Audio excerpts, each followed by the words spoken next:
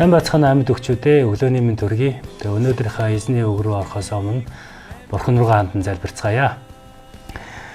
Бидний хайртай эзэн минь танд баярлалаа. Шинэ өглөөний төлөө танд дахин талархаж байна. Эзэн минь өнөөдрийн үгийн цагаа таны өмнө өргөж байна. Эзэн минь та өөрийнхөө үгээр биднийг чиглүүлж, бидэнд зааж, бидэнд бас урам зориг өгөх болтугай эзэн. Тэгээ таньда баярлалаа. Есүсийн нэрээр талархан залбирлаа. Амен. За өнөөдөр бид нэр итгэлээр алхах нь гэдэг сэдвийн хүрээнд үзэх болно. Тэгээд 2 дугаар Коринт номын 5-7 дугаар эшлэлийг би эндээс уншиж өгье. Учир нь бид үзэгдэх зүйлсээр бус харин итгэлээр алхтаа гэсэн. Энэ итгэгчид бид амьдралдаа зөвхөн харагдаж буй зүйлс, мөн мэдрэгдэж буй зүйлсд найдахаас илүүтэйгээр Бурханд итгэж итгэлээр амьдрах ёстой талаар сануулж байна. Энэ ишлэл нь ерөнхийдөө бодит байдал, нөхцөл байдал, мэдрэмж, гадаад орчин гэх бидний нүдэнд харагдаж буй бүх зүйлсээс илүүтэйгээр итгэлээр алхаж Бурхны амлалт, итгэл найдвараар чиглүүлэгдэн амьдрах ёстой талаар бас дахин сануулж байна.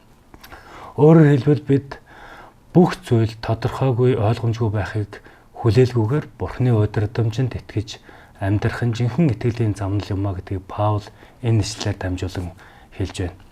Үзэгдэх зүйл биш, Бурхны амлалтанд анхаарлаа хандуулах.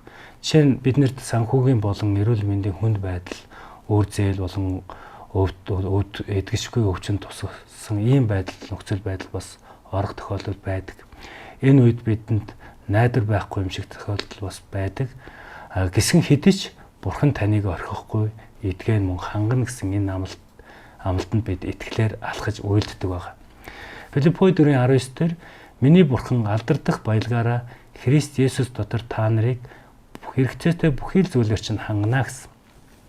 Өөрөөр хэлбэл нүдэнд харагдаж буй нөхцөл байдал бол төр зүрийнх, харин Бурхны амлалт бол мөнхийнх юм а гэж эзэлж байна. Эзэн өөрийн үгээрээ амласан. Эзний үг болон бидэнд хандсан амлалт бидэнд тайтгарал, ерөөл, итгэл найдварыг өгч бид урагш алхах тэр маш их итгэлийг бас өгдөг байна.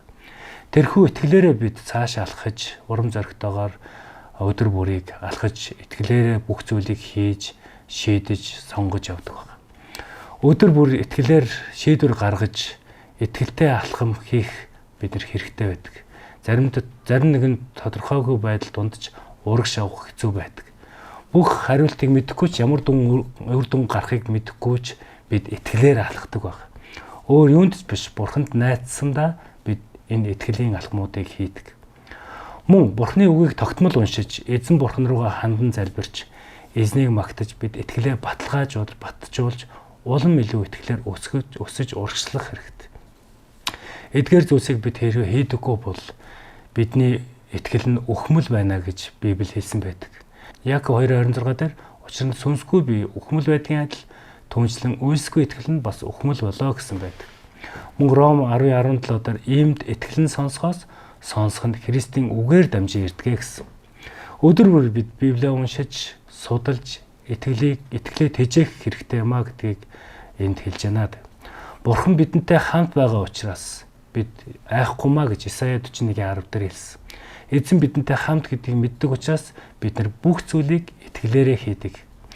Тэгэхээр итгэлтэй алхахад хамгийн чухал нэг зүйл бол дуулууртай байдал.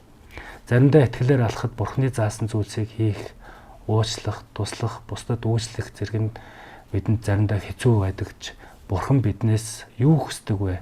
Ямар зүйлийг хийхийг хүсдэг вэ? Хэдийгээр ойлгомжгүй байсан ч түүнд бид дуулууртай байж чадаж байна уу гэдгийг бид нэр өөрсдөөсөө бас асууж явах хэрэгтэй. Эцэст нь бид харагдаж буй зүйлсэд бус Бурханы амлалтанд найдаж өдөр бүрийг Бурханы талд сонголт шийдвэр гаргаж өдөр бүр Бурханы үгийг уншиж эзэн цаг гаргаж итгэлээр өсөх ёстой юм ахын дөөсөө. Тэгээ өнөөдрийн цагийг дуусгаад эзэн Бурхан руугаа хандна залбирцгаая. Их эзэн минь танд баярлалаа. Өнөөдрийн үгийн төлөө танд талархаж байна их эзэн минь.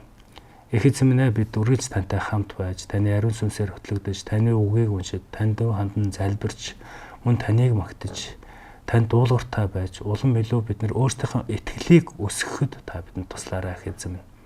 Тэгээ бид нэр альва зүйлийг их эзэн итгэлээрээ хийж, таны амлалтыг барьж, үнэхээр альва зүйлсээр итгэлээр алхаж, итгэлээр сонголт шийдвэр гаргахад үнэхээр та тусалж тэдгээр зүйлсээр маань таны сэрэгтэр ивэл өрөөлүүд болох юм дүүрэн байх болтугай гэж хүсэж байна. Тэгээд таньдаа баярлалаа.